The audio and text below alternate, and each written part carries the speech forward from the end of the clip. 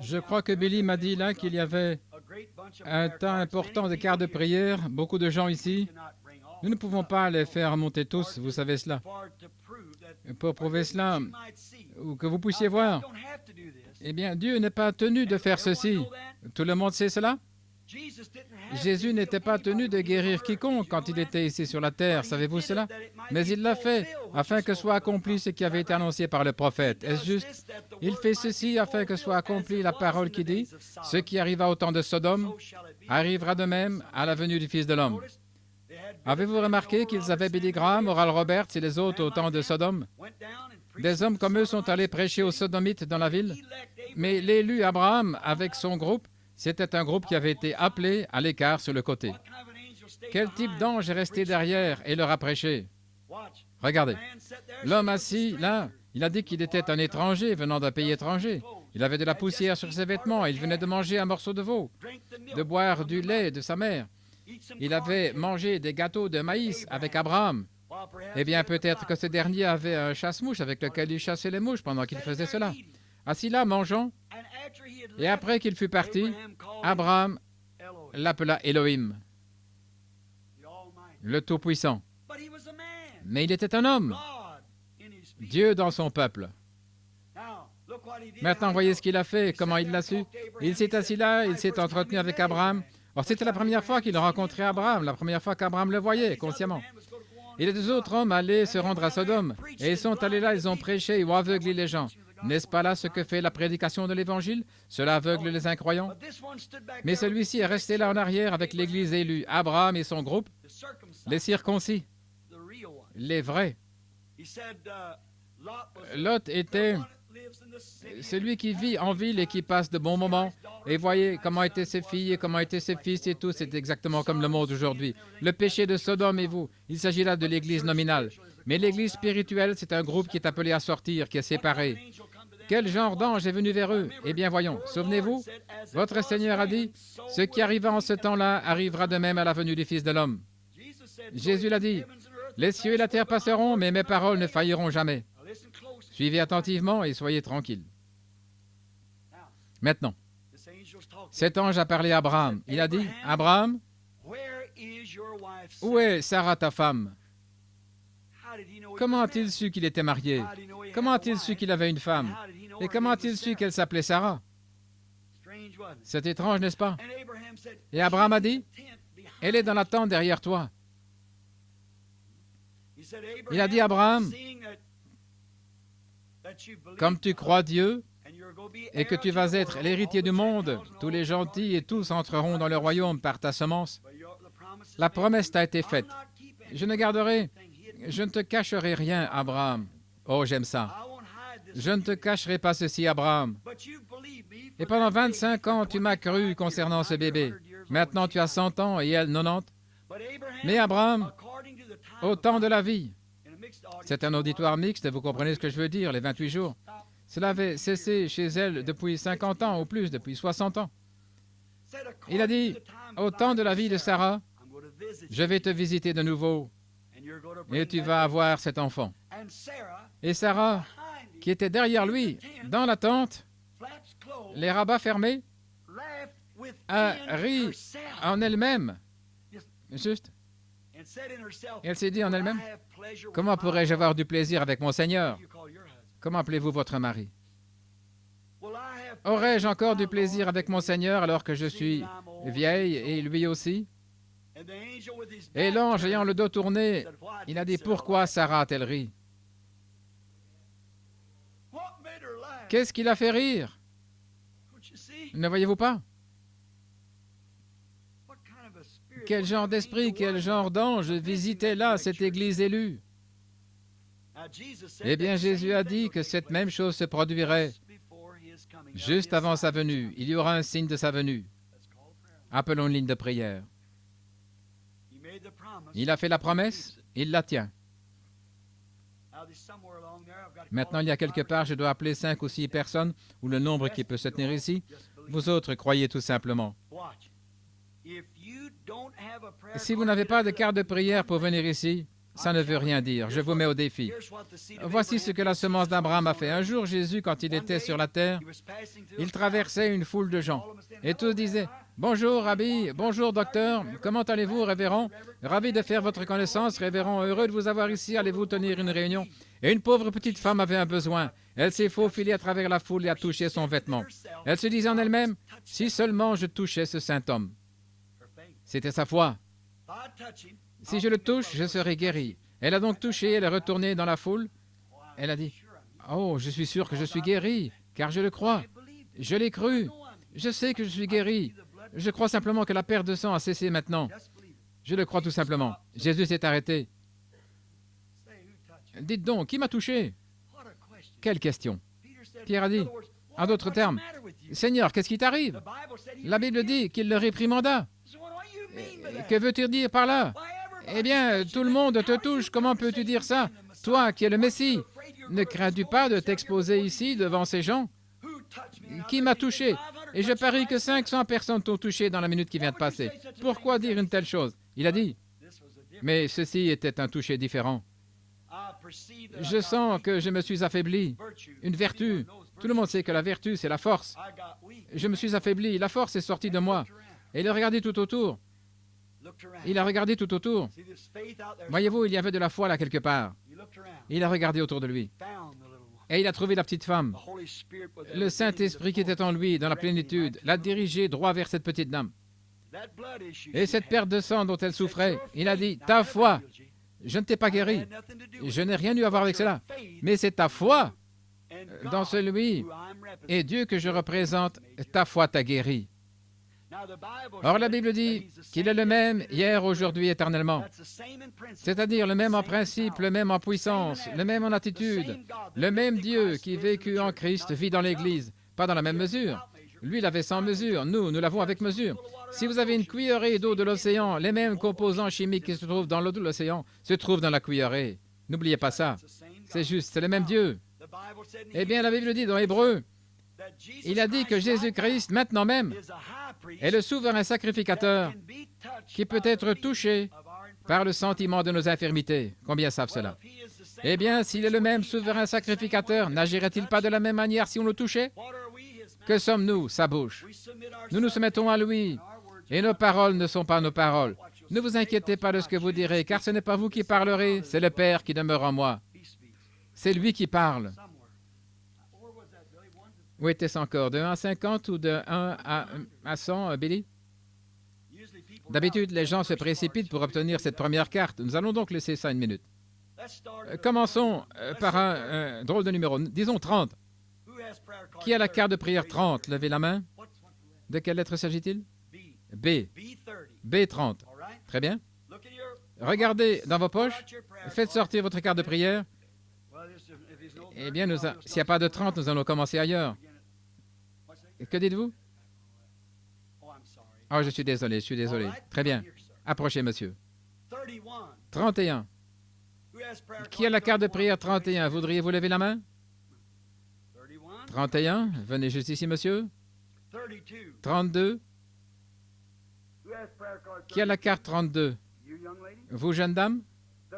Qui a la carte 33? Levez simplement la main. Cette dame ici, très bien. 34. La carte de prière 34. Vous, monsieur? 35. 36. Qui a la carte 36? L'ai-je manqué? Vous avez 36, jeune fille? 37? Cette dame était confuse ici. Quel est le numéro de votre carte de prière? Voyez où elle est. 35. Je suis désolé, madame. Prenez votre place. Les garçons là vous placeront là où vous devez être.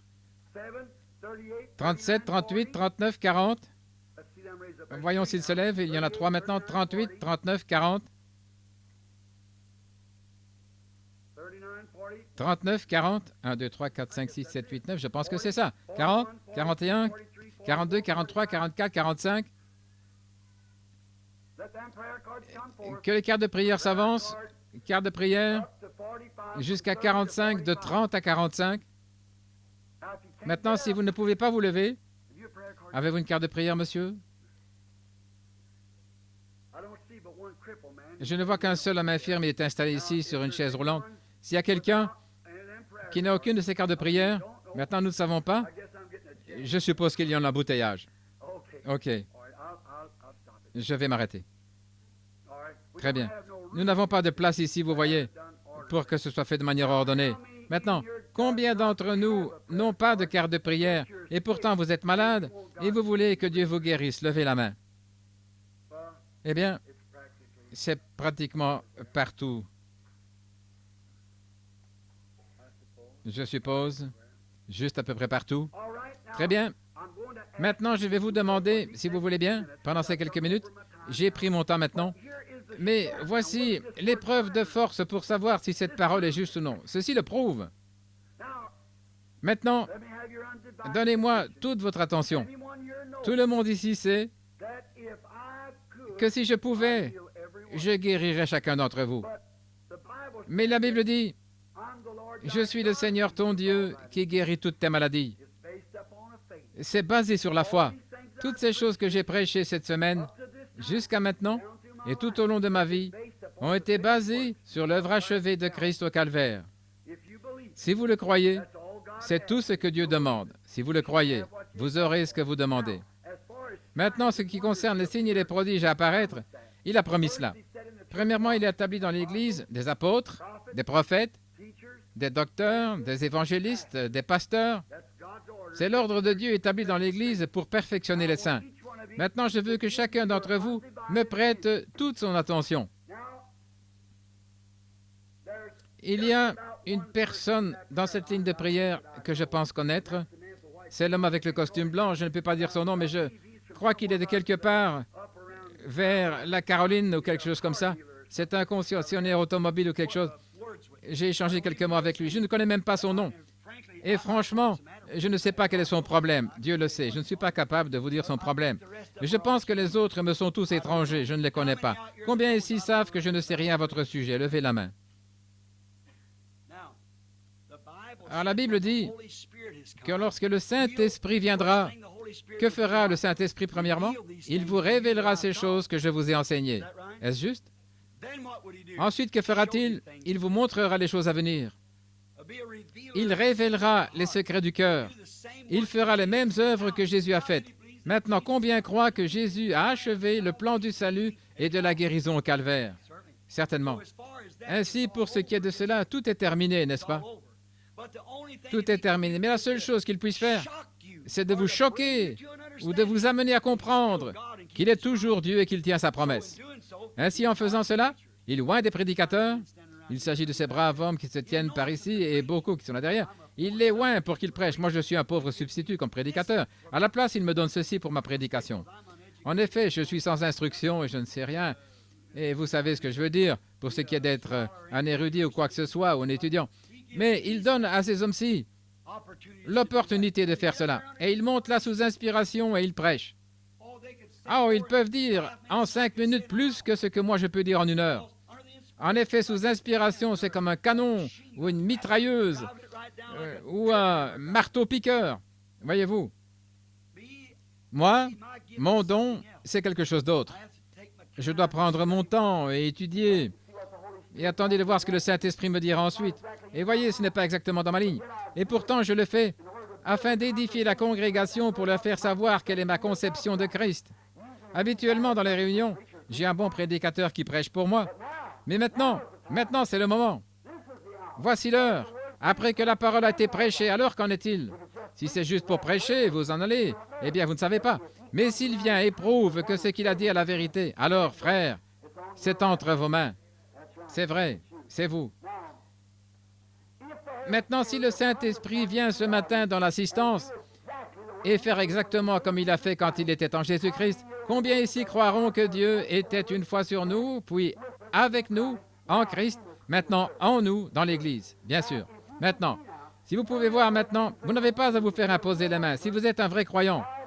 Tandis que Pierre prononçait ces paroles, le Saint-Esprit est tombé sur eux. Voyez-vous? Je n'ai pas besoin, viens poser les mains à mon serviteur. Dis simplement la parole et c'est tout ce que tu as à faire. Voyez-vous, si vous êtes une semence d'Abraham, Laissez Dieu faire le reste. Père céleste, en tant qu'homme, en tant que serviteur, c'est mon dernier mot. Parle maintenant, Seigneur. Qu'il en soit ainsi, qu'il sache que tu es Dieu au milieu du peuple. Au nom de Jésus, Amen. Maintenant, en tant qu'homme, voici un homme. Eh bien, je dirais que quand Nathanaël est venu devant Jésus, autant que je sache, nous ne nous sommes jamais rencontrés, nous sommes étrangers l'un à l'autre. Mais Dieu connaît l'homme, je ne le connais pas. De mémoire, je ne l'ai jamais vu, à moins que ce ne soit juste dehors quelque part. Je l'ai rencontré ici, je lui ai serré la main, ou j'ai dit « Comment allez-vous, monsieur ?» ou quelque chose d'autre. Un matin, c'est tout ce que je sais. Mais Dieu connaît cet homme. Maintenant, si Jésus-Christ est le même hier, aujourd'hui et pour toujours, alors si cet homme est malade, alors en ce qui concerne la guérison, il l'a déjà fait. Jésus a déjà terminé cela. Mais juste quelques moyens de lui faire croire, de savoir que Jésus est juste ici. Maintenant qu'a dit Jésus, le signe comme à Sodome sera donc accompli dans les derniers jours. Les œuvres que je fais, montrant qu'il était la même personne qui était avec Abraham. Avant qu'Abraham fût, je suis. Il était cet ange. Voici qu'il est ici ce matin, le même ange qui demeure avec nous. En nous. Maintenant, l'homme pourrait être un imposteur.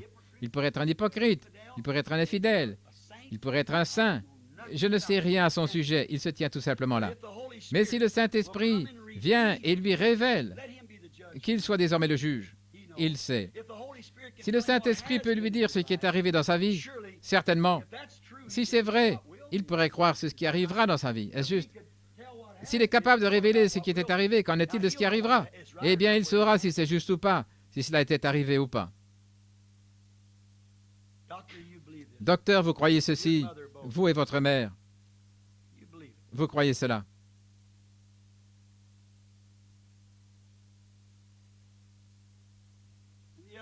Et l'autre médecin qui est assis là derrière aussi, qui vient de Springfield dans le Missouri, le Saint-Esprit est ici maintenant.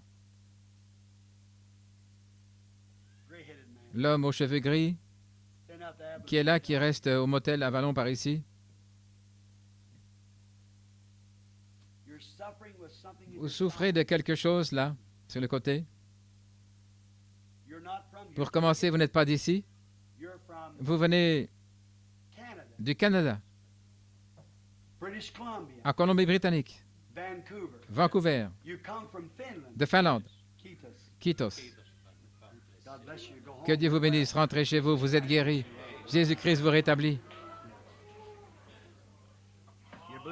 Croyez-vous cela?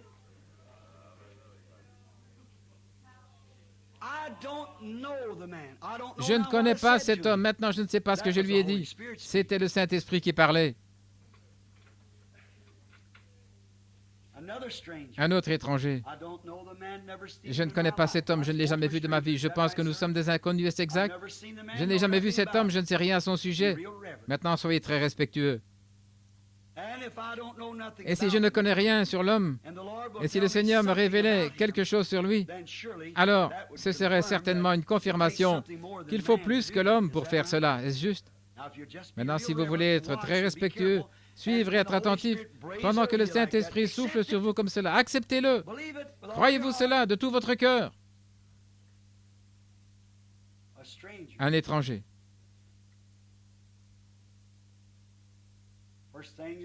Premièrement, vous cherchez le salut.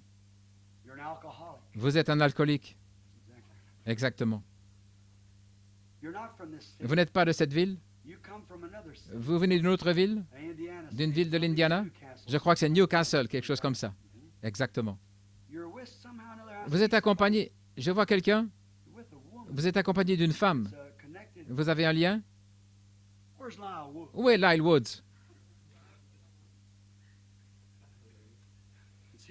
C'est sa femme. Elle est ici en ce moment.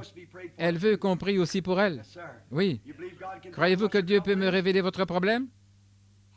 Des troubles cardiaques. Si elle croit cela de tout son cœur, elle peut être guérie. Je condamne ce démon en vous qui vous fait boire de l'alcool. Rentrez chez vous au nom de Jésus-Christ et n'en prenez plus jamais. Faites-vous baptiser dans son précieux nom qui ôte les péchés. Et je condamne ce démon qu'il vous quitte. Amen. Que Dieu vous bénisse, monsieur. Vos péchés sont pardonnés maintenant. Allez, ne péchez plus. Ayez foi en Dieu. Ne doutez pas. Croyez avec tout ce qui est en vous.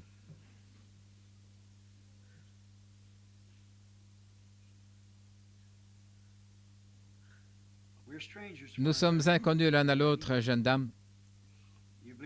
Croyez-vous que Christ nous connaît tous les deux ici comme la femme au puits avec notre Sauveur? Vous n'êtes pas cette femme-là et moi non plus, je ne suis pas lui, mais son esprit vit éternellement.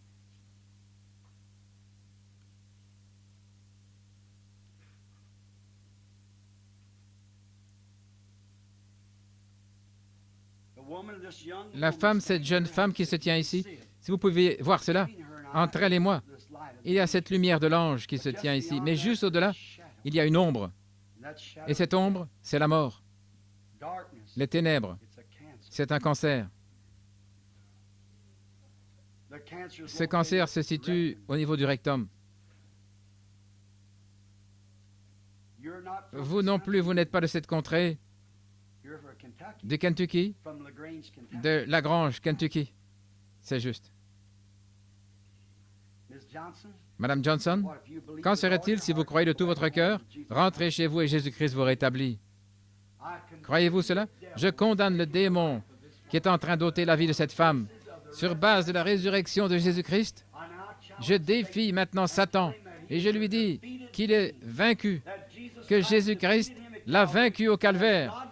Et en tant que serviteur de Dieu, sous l'onction du Saint-Esprit, selon la commission qui m'a été donnée par un ange, je condamne ce démon pour la vie de cette femme, qu'elle vive au Seigneur. Amen. Rentrez chez vous, réjouissez-vous et soyez heureuses, remerciant le Seigneur. Ne doutez pas maintenant, n'ayez point de doute dans votre esprit.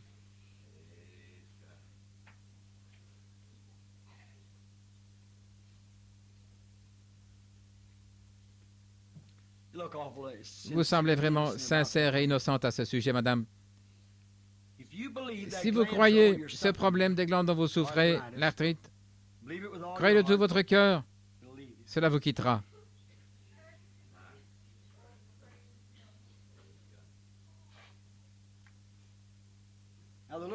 Maintenant, la petite dame a senti quelque chose juste ici, car il y a un esprit entre les deux, voyez-vous.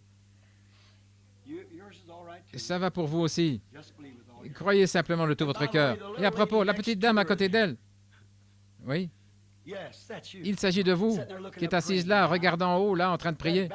Oui, ce mal de dos, croyez de tout votre cœur. Vous aussi, croyez. Vous aviez aussi un mal de dos. Rentrez chez vous maintenant, soyez bien portante. Croyez-vous? De tout votre cœur? Vous êtes ici pour votre fille. Votre fille est couverte de l'ombre de la mort. Il s'agit d'un cancer. Et son état spirituel n'est pas très bon. Oui. Elle a des hauts et des bas et elle est épuisée. Voyez-vous ce mouchoir que vous avez en main? Croyez-vous que c'est le Saint-Esprit qui parle ici? Donnez-moi ce mouchoir. Seigneur, au nom de Jésus-Christ, je condamne la maladie dont souffre sa fille, sur base des paroles de sa mère, que cela a un effet sur elle, au nom de Jésus. Amen. Allez-y, ne doutez pas, ayez la foi. Vous pouvez rentrer chez vous maintenant. Placez ce mouchoir sur elle. Croyez. Ayez foi en Dieu.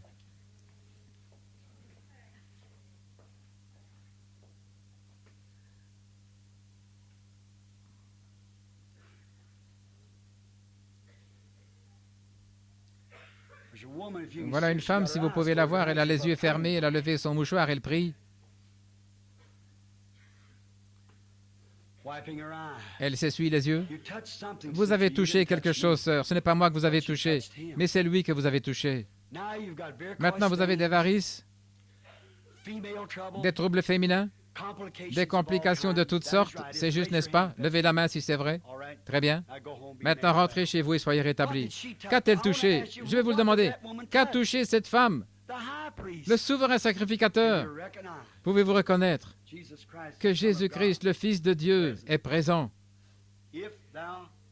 Si tu peux croire. L'Esprit est dans l'auditoire, croyez. Cette colonne de feu qui est sur cette photo ici est à l'œuvre dans l'auditoire. C'est une femme qui regarde droit vers moi, elle se tient au-dessus d'elle. Elle a les mains levées comme ceci avec un mouchoir à la bouche. Elle souffre d'un mal de tête, une sorte de maladie des nerfs de la tête, c'est juste. Croyez-vous que je suis son prophète? Croyez-vous que c'est Christ qui vous parle? Rentrez chez vous, vous allez être guéri. Croyez de tout votre cœur. L'homme assis juste là derrière elle, il y a quelque sorte un lien avec Campbellsville, Kentucky.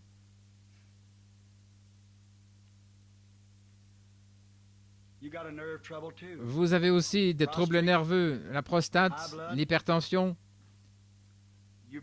Croyez-vous de tout votre cœur, monsieur? Si vous le croyez, levez la main si ces choses sont vraies. Qu'avez-vous touché? Vous avez touché quelqu'un, le souverain sacrificateur. Allez en croyant et soyez guéris.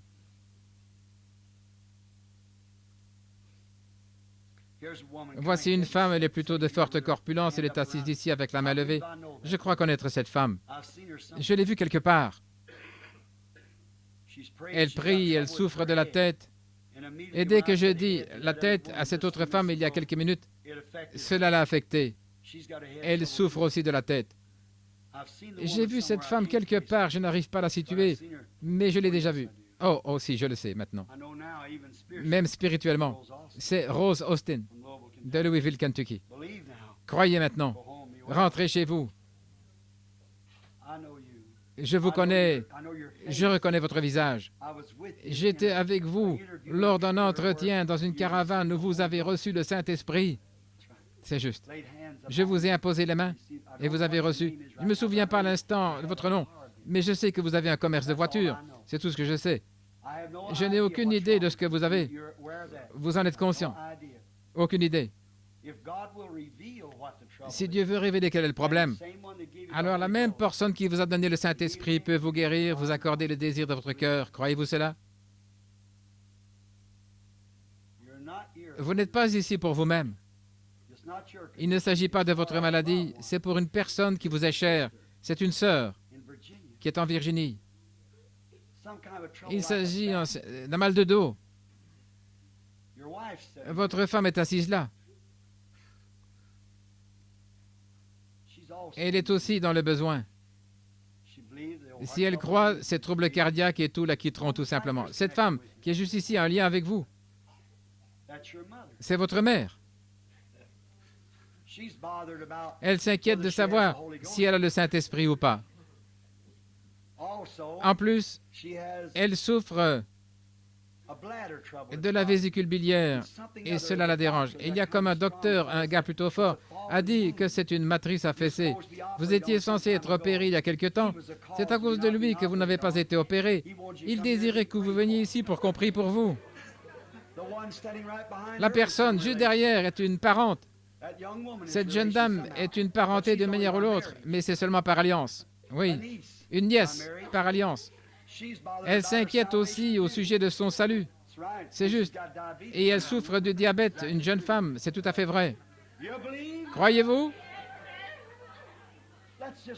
Levons nos mains vers Dieu. Ô Seigneur, Créateur des cieux et de la terre, Auteur de la vie, donateur de tout don parfait, envoie ta présence maintenant parmi les gens. Accorde-leur le désir de leur cœur, Seigneur. Nous te remercions pour ceci et prions que tu bénisses simplement ces gens et leur donnes ce dont ils ont besoin par Jésus-Christ notre Seigneur. Amen. Combien croient? Je ne me souviens pas, mais d'une manière ou d'une autre, c'est descendu dans cette ligne sur quelqu'un. Et tout cela était la vérité. Levez les mains à tous ceux à qui j'ai parlé. Était-ce vrai? Tout était vrai. Alors c'est vrai que le Saint-Esprit est ici. Est-ce vrai? Maintenant, croyez-moi en tant que son serviteur. Je sais, vous êtes agité, vous êtes fatigué. Ne doutez pas. Croyez maintenant que c'est lui, ce vent impétueux qui est venu le jour de la Pentecôte dans la chambre haute. C'est la même chose qui a affecté ces gens quand cela s'est produit. Car c'est le même Saint-Esprit. Il se meut par-dessus, là, de vous, de chacun maintenant. Le Saint-Esprit se meut parmi vous. C'est le Saint-Esprit. Combien? Je veux que vous soyez sincères avec moi, comme ce serait le cas avec cette Bible qui est devant moi. Combien éprouvent une sensation très étrange, comme si quelque chose venait d'arriver? C'est ça le Saint-Esprit. C'est lui. Maintenant, croyez-moi, mes paroles sont la vérité, car Dieu a confirmé sa vérité par la Bible, il l'a confirmé par sa puissance de résurrection, il l'a confirmé par la recherche scientifique. Alors il n'y a rien d'autre par quoi le prouver. Il est Dieu, c'est ici. Alors écoutez-moi, je vous dis la vérité. Chacun de vous est dans la présence de Dieu maintenant même pour être guéri. Vous tous, croyez-vous cela? Maintenant, je vais vous dire ce que je veux que vous fassiez. Je veux que où que vous soyez, vous tous, imposez les mains les uns aux autres pour que vous voyez que ce n'est pas moi. Vous savez, vous êtes tout autant efficace, vous êtes un croyant. Si vous sentez que ce Saint-Esprit est sur vous, peut-être pas un don comme ceci, mais ce Saint-Esprit est sur vous. Que quelqu'un, peu importe qui c'est, impose les mains à quelqu'un d'autre et ensuite inclinez la tête. Imposez les mains à quelqu'un et inclinez la tête. Je me sens conduit à faire ceci. Je sens que c'est le moment pour votre guérison. Si tu peux croire. Oh, le Saint-Esprit se meut au-dessus de l'auditoire.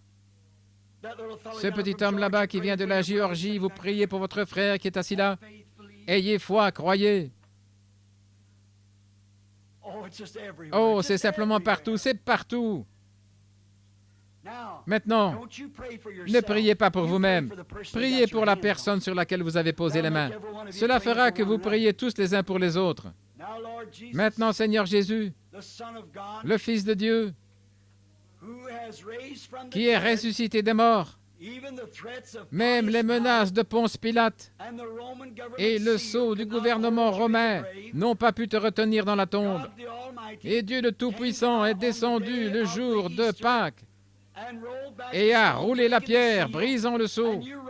Et tu es ressuscité et tu es resté 40 jours avec tes disciples. Tu leur as donné la commission d'aller dans le monde et de faire ces choses qui sont faites maintenant, il y a 2000 ans de cela. Seigneur, tu es Dieu. Tu ne peux pas faillir, tu es ici. Dans cette conférence que nous avons eue ce matin, nous avons plaidé au sujet de ces choses. Nous avons soutenu que tu es Dieu. Nous avons soutenu que tu es Dieu et que tu es Dieu. Et maintenant, nous avons reçu de toi la commission de nous imposer les mains les uns aux autres. C'est ce que tu nous as ordonné de faire. Tu as dit, voici les miracles qui accompagneront ceux qui croient. Ils imposeront les mains aux malades et les malades seront guéris. Voilà la commission que nous avons reçue à la conférence. Maintenant, Seigneur, l'obéissance vaut mieux que le sacrifice, l'observation de ta parole mieux que la graisse des béliers. Maintenant, en tant que ton serviteur, je commande et ordonne à chaque démon, à chaque esprit, à chaque maladie, à chaque affliction, à chaque chose qui est contraire et qui dérange ces gens qui sont dans la présence de Dieu, par le témoignage du Saint-Esprit, par la commission d'un ange qui m'a été envoyé. Je défie cet esprit par la parole de Dieu, cet esprit de maladie et d'affliction. Sors de ces gens au nom du Seigneur Jésus-Christ et laisse-les être bien portants. Lâche-les, Satan. Tu n'es qu'un bluffeur. Nous t'avons dénoncé. Le moment est venu où Jésus-Christ s'est manifesté devant les gentils. Maintenant, Satan, tu es vaincu. Autrefois, tu as retenu les gens. Tu n'as maintenant aucun droit légal. Au calvaire, Jésus-Christ a dépouillé de tous les droits que tu avais. Il a payé l'entièreté du prix et il a dit, c'est accompli. Tout le plan entier du salut, toute la guérison, tout a été accompli au calvaire. Et on t'a arraché tout ce que tu possédais auparavant à cause du péché et à cause de la chute. Maintenant, nous sommes rachetés par le sang de Jésus. Et tu ne peux plus nous retenir. Nous disons, quitte-nous au nom du Seigneur Jésus-Christ. Maintenant, gardez vos mains les uns sur les autres. Continuez à prier. Gardez vos mains. Continuez à prier. Que chacun de vous dise simplement, Dieu est proche. L'Esprit de Dieu est ici. Dieu me guérit. Sa bonté, sa miséricorde, sa gentillesse, sa promesse sont rendues réelles en moi. Nous pourrions continuer à prêcher pendant des semaines et des semaines, ça ne changerait rien. Le Saint-Esprit est ici, c'est tout ce qu'il pourrait faire maintenant. Maintenant même, je crois maintenant même que le Saint-Esprit se manifeste à moi, me prouvant que Dieu est ici. Je crois en lui. C'est une œuvre achevée. Je l'ai. C'est ma possession. Je suis maintenant rempli du Saint-Esprit. Mes maladies, mes douleurs, mes peines sont en train de partir. Toutes mes afflictions me quittent. C'est de cette manière qu'il faut prier, avec la tête inclinée et les yeux fermés. Crois seulement. Gardez la tête inclinée. Nous allons chanter maintenant très doucement.